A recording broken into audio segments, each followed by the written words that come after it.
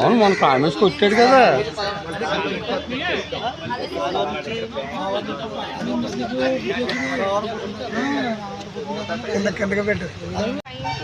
ఎత్తింది కూడా నీరు పోటెక్కున్నప్పుడు దించేస్తున్నారంట, నీరు లేనప్పుడు కాలంలో ఎత్తుతున్నారు, చైన్కి ఎక్కట్లేదు అంటున్నారు.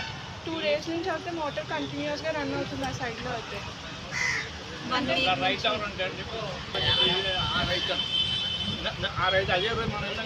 అక్కడ కాశీరాజు గారి పొలాలు ఉన్నాయి, కోతులు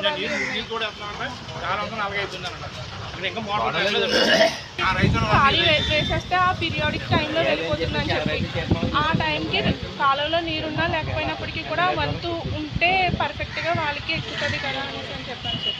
అంటే తాల్వాకు మనం ఎప్పుడు వేస్తాం కదా వంతుల వారి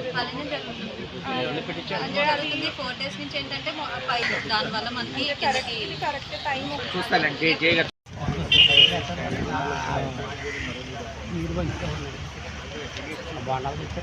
రామకృష్ణ అండి, executive engineer, Godavari eastern division, Ramachandrapuram అండి. ఇప్పుడు మనం సిఐపి సెక్షన్ తాళ్లరేవు, మన గోదావరి ఈస్టర్న్ డెల్టాలో సిఐపి సెక్షన్ తాళ్లరేవులో ఉన్నాము. ఈ రోజున ఏంటంటే మనం బీసీ తాళ్లరేవు గారి దానికి సంబంధించినటువంటి సమావేశాన్ని అది జస్ట్ ఇప్పుడు కండక్ట్ చేసుకున్నాం. దీనిలో ఏంటంటే మన డబ్ల్యూ ప్రెసిడెంట్ గారు వాళ్ళు కొన్ని చోట్ల నీటి ఇబ్బంది అనేది ఉందని చెప్పారు. నేను తర్వాత పైన ఏంటంటే పైన కూడా జీఈ బ్యాంక్ కెనాల్ నుంచి మనకి నీరు అది వస్తుందండి, అంటే మనకి తాళ్లరేవు లాక్ అది దాటి వస్తుంది. అదేంటంటే పైన కాలువ మన తూడు గొర్రపడేక అది తీయటం వలన కొంచెం ఒక 3 రోజులు ఇబ్బంది అది వచ్చింది. ఇప్పుడు కాలువదంతా కూడా మనకి నీట్గా అది ఉంది.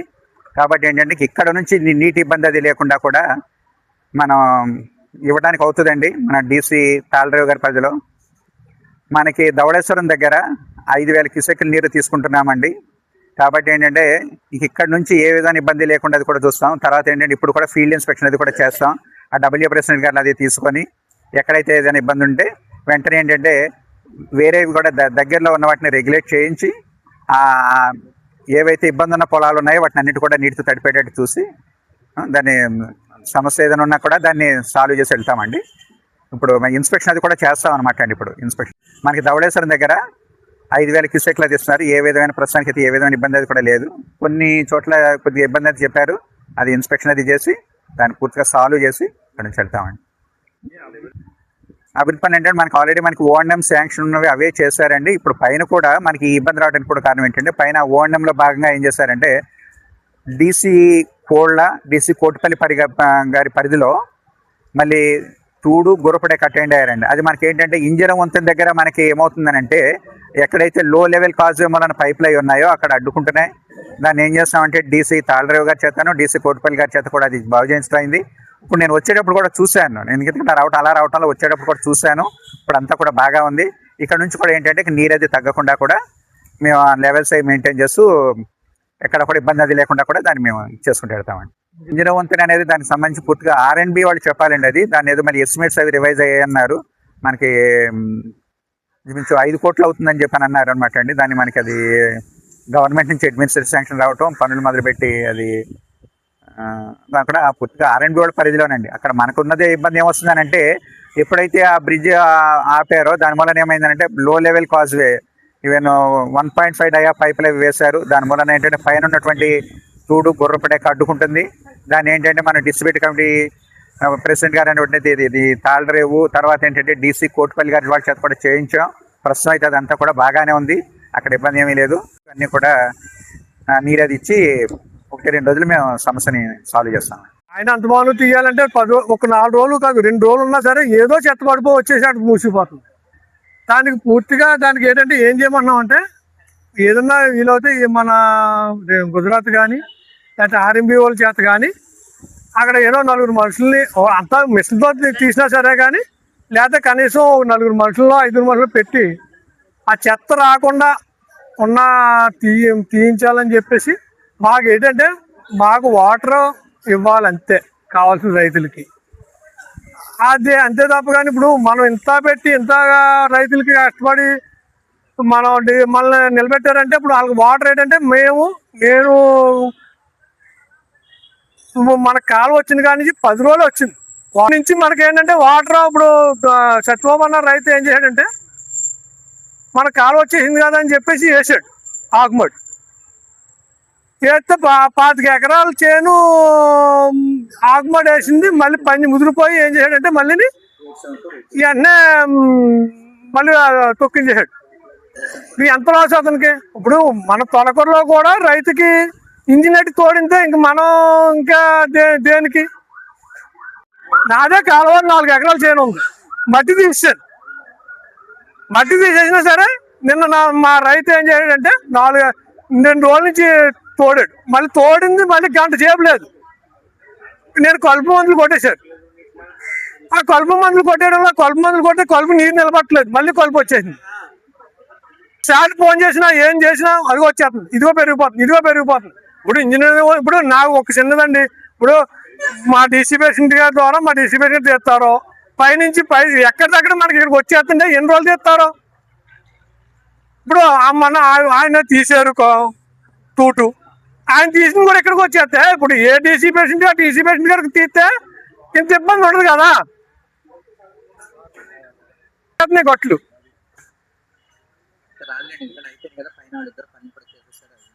అది కొంచెం మీరు ఆలోచించి మరి అడిగేది ఏం కాదు. ఆ తోర్ల కాడ వాటర్ తుక్కు లేకుండా ఇప్పుడు అది చేసి పెట్టండి చాలు. మీరు ఎమ్మెల్యే గారు మేము అడుగుతాం. మీరు అడిగి మాకు కొద్దిగా అక్కడ తుక్కులు పట్టకుండా చేసి పెట్టండి అంతే. ఈరోజు మన తాళ్ళూరు డీసీ పరిధిలో రైతులకి యొక్క సమస్యల గురించి చెప్పడానికి ఆ సమస్యలు వినడానికి ఇచ్చేసిన డిఈ గారికి ప్రత్యేక నమస్కారాలు తెలియజేసుకుంటూ,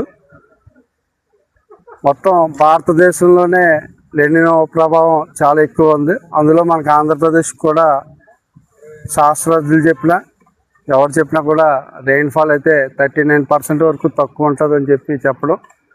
దాని యొక్క ప్రభావం రైతులకి మనం ఎంత చెప్పినా కూడా ఆల్రెడీ వాళ్ళు నాట్లు వేసేసారు. ఉన్న పంటలు మనం రక్షించుకోవాల్సిన బాధ్యత అధికారుల మీద ఉంది, అధికార పార్టీ మీద కూడా ఉంది. రైతులు చెప్పిన సమస్యలు డిఈ గారు ఆల్రెడీ అధ్యయనం చేశారు కాబట్టి ఇప్పుడు వరకు కూడా మనకి రైతుల యొక్క అపోహ ఏంటంటే మనకి ఇక్కడ 2 ఇండస్ట్రీస్ ఉన్నాయి. రిలయన్స్ ఒకటి, జిఎస్పిసి అదే ఓఎన్జిసి సంస్థలు ఉన్నాయి. వాళ్ళకి ఇచ్చే నీరుని కొంచెం ఆపేయగలిగితే కనుక రైతులకి అన్నది ఉంటుంది. కానీ మన ప్రభుత్వంతో వాళ్ళు చేసిన ఒప్పందాల ప్రకారం మనకంత ఆపే రైట్ అయితే ఉండదు కాబట్టి. కానీ గౌరవ ప్రజాప్రతినిధులు మన ఎమ్మెల్యే గారు ఎంపీ గారితో ఒకసారి మాట్లాడి కలెక్టర్ గారి దృష్టిలో కనుక పెట్టగలిగితే మనం ఆ యొక్క సమస్యని ఈ వారం రోజులు 10 రోజులు వాళ్ళకి వాటర్ ఇంజిన్ తోడొద్దని చెప్పి కలెక్టర్ గారి దృష్టిలో పెట్టి వాళ్ళతో మాట్లాడేస్తామని చెప్పి రైతులు తెలియజేసుకుంటూ, ఉన్న పంటను కాపాడాల్సిన బాధ్యత మన మీద ఉంది కాబట్టి వంతుల వారి విధానం పెట్టడం, ఆ వంతులు అమలు జరిగే బాధ్యత ఎవరైతే నీటి సంఘాలు ఉన్నాయో వాళ్ళు కంపల్సరీ ఆ బాధ్యత తీసుకోండి. ఇప్పుడు మన ఇంజిన్ పెట్టి తోడుకుంటే కానీ ఎక్కలేని పరిస్థితికి వచ్చింది కాబట్టి మనకి నీరు ఎలాగ పెరుగుతుంది అంటున్నారో దాన్ని కూడా మీరు ఒకసారి అధ్యయనం చేసి ఈ 10 రోజుల పాటు కంపల్సరీ దీనిలో దృష్టి పెడితే కనుక పంటలు నాట్లు వేసినవన్నీ కూడా కాపాడడానికి మనం రైతులను ఆదుకోగలుగుతాం. ప్లస్ ఇంకోటి కూడా చెప్పారు వాళ్ళు, ఇప్పుడు రేపు దాళవ పరిస్థితి ఏంటన్నది కూడా మనం ముందుగానే ఇప్పటి నుంచి కూడా మనం ఫాలోఅప్ చేస్తూ ఉంటే ఇప్పుడు ఆ టైంకి మనం ఇవ్వగలమా లేదా అన్నది కూడా ఒక ఐడియా చేసుకుంటే గౌరవ ప్రజలు దృష్టిలో పెడితే దాన్ని కూడా పరిష్కార మార్గం చూడటానికి చెప్పి తెలియజేసుకుంటూ, ఏదేమైనా ఇప్పుడున్న పంటనైతే మాత్రం పూర్తి స్థాయిలో కాపాడడానికి అధికారులు తమ వంతు ప్రయత్నాలు చేస్తారు. వాళ్ళకి కావాల్సిన పూర్తి సహాయ సహకారాలు మన ఎమ్మెల్యే గారు కూడా ఎంపీ గారు కూడా అందిస్తారని చెప్పి తెలియజేసుకుంటూ సెలవు తీసుకుంటాం. ఈరోజు ప్రధానంగా వాతావరణ పరిస్థితుల దృష్ట్యా, రైతులు పడుతున్నటువంటి ఇబ్బందుల దృష్ట్యా ఏ విధమైనటువంటి కార్యాచరణ చేస్తే కనీసం వేసిన పంటలనైనా గట్టెక్కించగలుగుతామనే ఆలోచనతో మరి నీటి సంఘాల ప్రెసిడెంట్లు అందరూ కలిసి డిఈ గారిని పిలిపించడం, డిఈ గారి ద్వారా ఇక్కడ ఉన్నటువంటి విషయాల్ని మరి చెప్పడం జరిగింది. దానికి అనుగుణంగానే మరి డిఈ గారు స్పందించడం, అక్కడ పైన పనులు జరగడం వల్ల కాస్త నీరు అడ్డుపడింది. ఇక రాబోయే 2-3 రోజుల్లో నీరు నిరాటంకంగా వస్తుంది, మనం చేయగలుగుతాం అనేటటువంటి భరోసా మనకి ఇచ్చారు. కాబట్టి కొంతవరకు మనకి సంతోషమైన విషయం. ఇక ముఖ్యంగా నేను చెప్పదలుచుకున్నది ఒక్క విషయం, దాల్వా గురించి ఇప్పటి నుంచే అంటున్నారు, అది సాధ్యం కాదు. ఎందుకంటే నేను జిల్లా పరిషత్తులో డిడిఆర్సి మీటింగ్లో గత 5 సంవత్సరాల్లో ఉన్న నా అనుభవం దృష్ట్యా అది ఎప్పుడూ నవంబర్లోనే జరుగుతుంది. అది సంబంధించినటువంటి ఇతర రాష్ట్రాల్లో మన వాటాలు వచ్చేటటువంటి పరిస్థితి ఉంది. అన్ని టీఎంసీలు అయితే మనకు అందుబాటులోకి వస్తాయి. ఎక్కడి నుంచి, బలిమల దగ్గర నుంచి, శ్రీశైలం దగ్గర నుంచి, సీలేరు, ఇవన్నీ ప్రాజెక్టుల్లో కలిపి మన దాల్వాకి ఎన్ని టీఎంసీలు నీరుంటే ఎన్ని లక్షల వ్యవసాయం చేయగలుగుతాము, అందించగలుగుతాం అనేది అక్కడ ఎస్టిమేట్ వేసి అప్పుడు డిసైడ్ చేస్తారు తప్పించి మాకు ఇప్పటి నుంచే చెప్పేయండి అంటే అది కొంత హాస్యాస్పదంగా ఉంటుంది.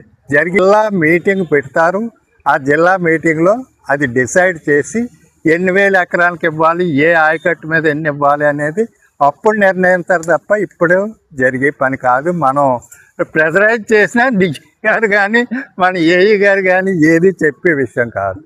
అది కాబట్టి దయించి మనం ఒకటే, మన రైతులందరూ సమన్వయం చేసుకోవడం ముఖ్యం. అధికారులు కూడా నీరు ఎక్కడి నుంచో పట్టుకొచ్చి ఇచ్చేసే పరిస్థితి కాదు.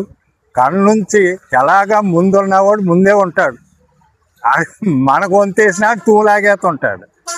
మనకేమో నీరు లేక మనం ఉన్నా సరే ఉన్నా కూడా లాగేసుకుంటుంటారు.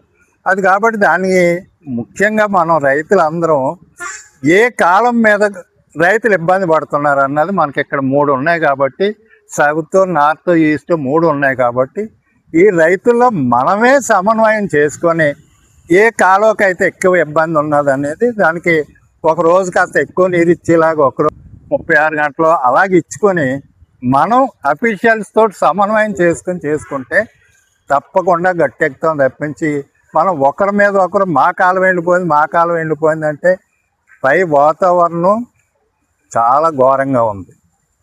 ప్రపంచం అంతా ఉంది. ఎల్నినో అనేది ఒక ఏదో మన ఆంధ్రప్రదేశ్ తెలంగాణకో కాదు. ఈ ఎల్నినో ప్రభావం అనేది ప్రపంచం అంతా ఉంటుంది.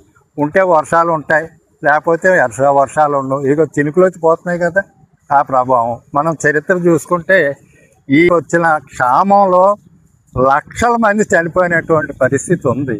బెంగాల్ క్షామం అనేది 30 సంవత్సరాలు ఆ దగ్గర 30 లక్షల మంది చనిపోయినటువంటి పరిస్థితి.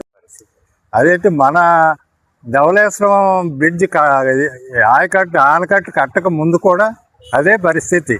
40-50 జనాభాను చూసుకుంటే ఆ రోజుల్లో 40లో వచ్చిన జనాభాకి 50 తర్వాత వచ్చిన జనాభాకి చూసుకుంటే ఆ రోజుల్లోనే 1940 అంటే అంత దుర్భరమైన పరిస్థితి అన్నమాట. ఈ ఎల్నినో పరిస్థితులు అందరం కూడా సమన్వయంతో మెయింటైన్ చేసుకోవాలి.